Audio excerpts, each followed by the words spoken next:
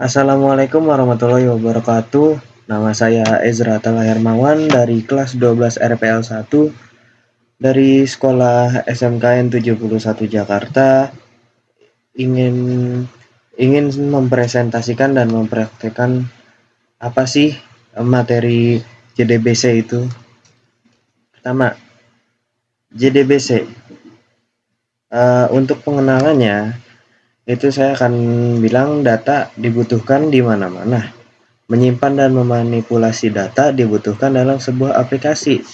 Aplikasi yang dibuat harus berinteraksi dengan database untuk menyimpan informasi tertentu. Interaksi dengan database membutuhkan konektivitas database yang efisien. Itulah kenapa JDBC berfungsi untuk mengaitkan aplikasi dengan database. Kepanjangan JDBC adalah Java Database Connectivity. JDBC merupakan spesifikasi API standar untuk mengakses database di Java. JDBC tidak bisa langsung digunakan karena isinya hanyalah interface kontrak untuk berinteraksi dengan database. JDBC perlu implementasi atau driver seperti MySQL driver, PostgreSQL driver, Oracle DB driver, dan lain-lain untuk connect ke database. Semua interface API JDBC terdapat di package Java.SQL. ODBC Open Database Connectivity. ODBC API ditulis menggunakan bahasa C dengan pointer. Aplikasi Java tidak memiliki pointer. ODBC bersifat platform dependent. Nah, kita masuk ke fungsi dan fitur JDBC. Fungsi dan fitur JDBC adalah yang pertama membuat koneksi ke basis data. Jadi JDBC ini berfungsi mengkoneksikan sebuah aplikasi Java dengan database yang akan digunakan. Yang kedua, dapat membuat dan menjalankan query SQL sesuai kebutuhan. Query-nya ada select, insert, update, delete. Query SQL complex atau bisa disebut kalau di materi basis data itu bernama data manipulation language, inner atau outer join. 3. Melihat dan memodifikasi catatan atau record yang dihasilkan. Itu sebuah fungsi dan fitur JDBC. Nah, arsitektur JDBC. Yang pertama, Java Application. Yang kedua, JDBC API. Yang ketiga, JDBC Driver Manager. Nah, di JDBC Driver Manager itu terdapat 3 JDBC driver, yaitu MySQL, Oracle, atau any other data source seperti Postgre segala macam itu di opsi lainnya. Untuk arsitektur JDBC, 1. JDBC API menyediakan berbagai metode dan interface untuk memudahkan komunikasi dengan database. JDBC Driver Manager membuat database driver tertentu dalam sebuah aplikasi untuk membangun koneksi dengan database. Ketiga, ada JDBC Driver berfungsi untuk berkomunikasi dengan server basis data melalui JDBC. Komponen JDBC yang pertama ada Driver Manager, kedua ada driver, ketiga ada connection. Connection itu terdiri atas metode-metode untuk menghubungkan program dengan basis data. Keempat ada statement. Nah, statement itu gunanya untuk mengirimkan query SQL ke basis data. Kelima, resource set. Resource set itu menyimpan data yang diambil dari basis data setelah query SQL dieksekusi oleh program. Keenam ada SQL exception.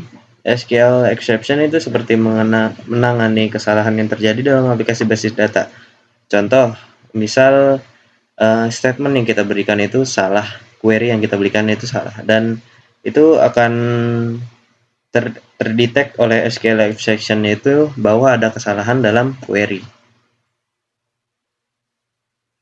Driver JDBC.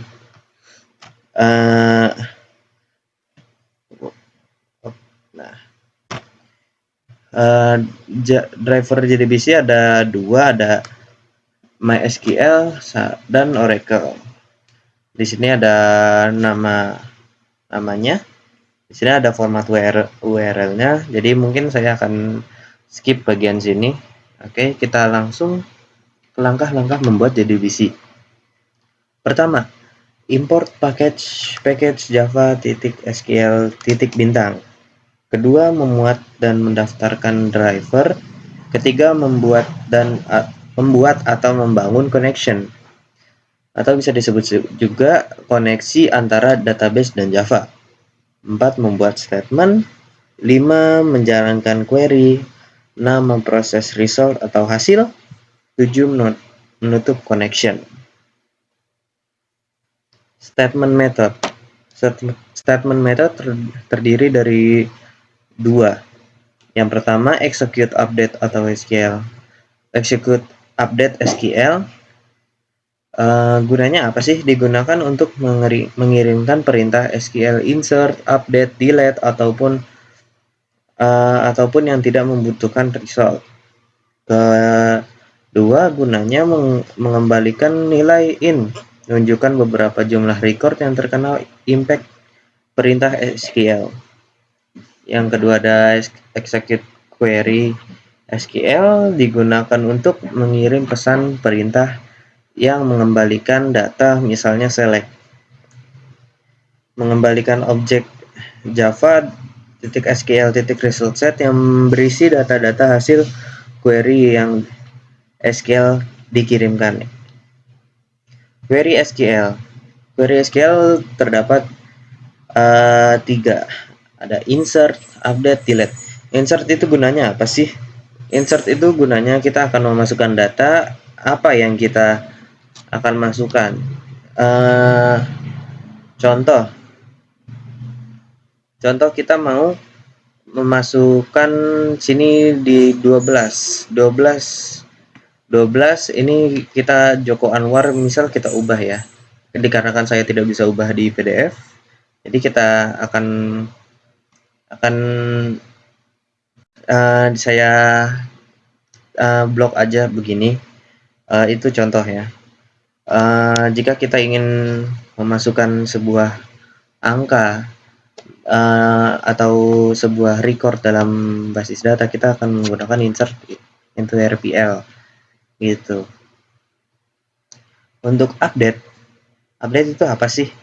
Update itu dalam query SQL itu untuk berfungsi untuk mengubah data. Jadi misal namanya kan di sini sudah ada Joko Tingkir.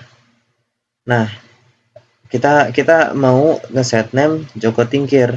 Yang tadinya kan Joko Anwar jadi Joko Tingkir. Kok bisa? Gimana cara carinya? Kita cari pakai primary. Di sini ada where ID 11. Lihat, where ID 11 juga. Dikarenakan ada primary, jadi kita bisa mengubah apa yang ada di dalamnya. Oke. Kita sekarang masuk ke delete. Delete sudah jelas dari namanya. Ini untuk menghapus record data dalam database. Kerjanya juga simple. Kita hanya perlu memanggil primary ID-nya.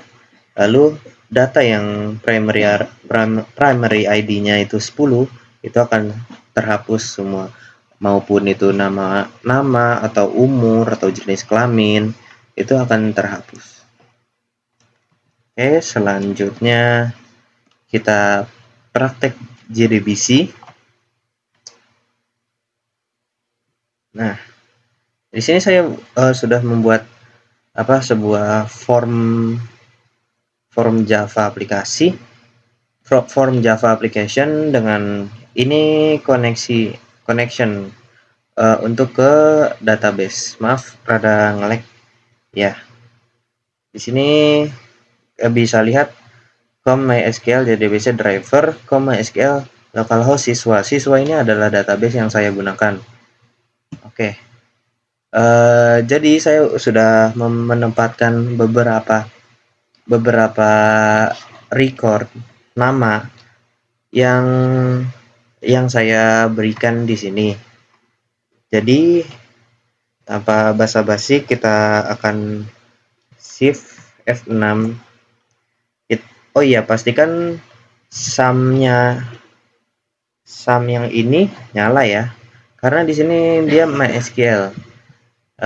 Apalagi MySQL itu penting dalam pemrograman database, atau ya bisa dibilang database system itu pakai MySQL ya, bisa dibilang seperti itu.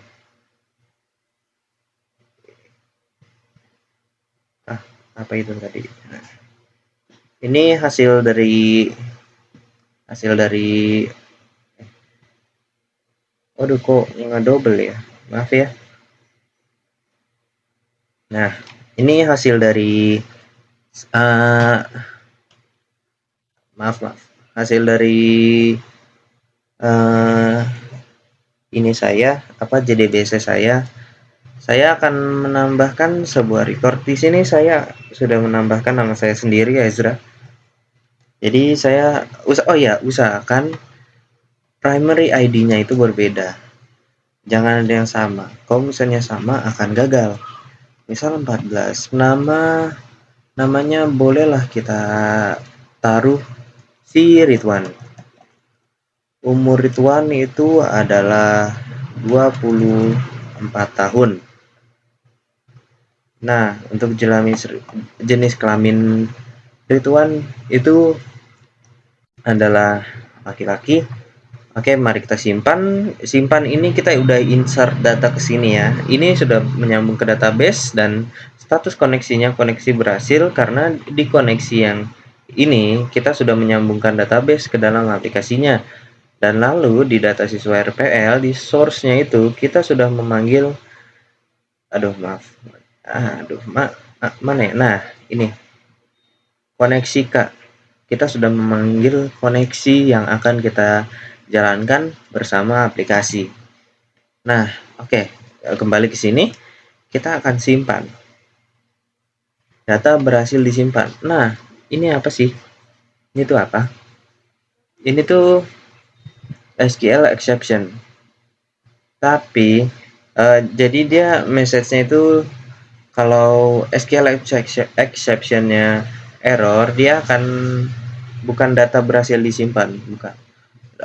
SQL exception error itu contohnya kayak MySQL error segala macam, itu akan tertampil di dalam sini.